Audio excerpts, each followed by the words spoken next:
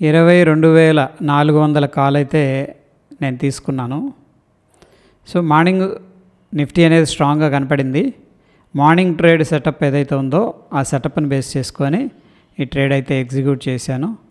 22,400 కాలు ₹206 దగ్గర అప్రాక్సిమేట్గా మనం బై చేసాం. ప్రస్తుతానికి ఫ్లాట్గా అయితే ట్రేడ్ అవుతుంది.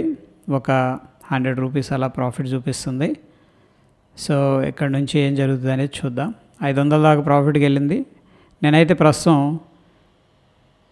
టార్గెట్ అనేది కూడా ఒకసారి పెట్టేసుకుందాం. ఒక 20 పాయింట్స్ అనేది టార్గెట్ పెడుతున్నాను.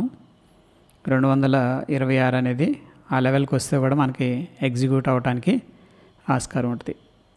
సో చూద్దాం ఫ్రెండ్స్, ప్రస్తుతం అయితే 300-400 ప్రాఫిట్ అనేది నడుస్తూ ఉంది. ఇక్కడ నుంచి ఏం జరుగుతుంది అనేది చూద్దాం.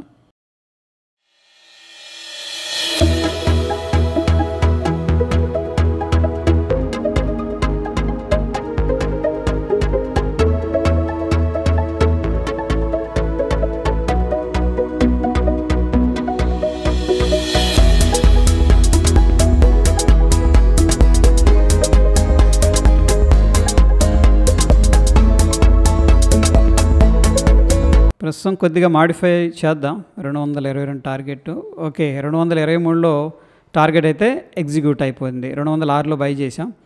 మొత్తం మీద ₹1,263 అనేది ఒక లాట్కి ప్రాఫిట్ ఉంది. ఇక్కడ లాజిక్ అనేది ఒకసారి చూస్తే మార్నింగ్ ట్రేడ్ సెటప్ అనేది నిఫ్టీలో యాక్టివేట్ అయింది as compare to bank Nifty.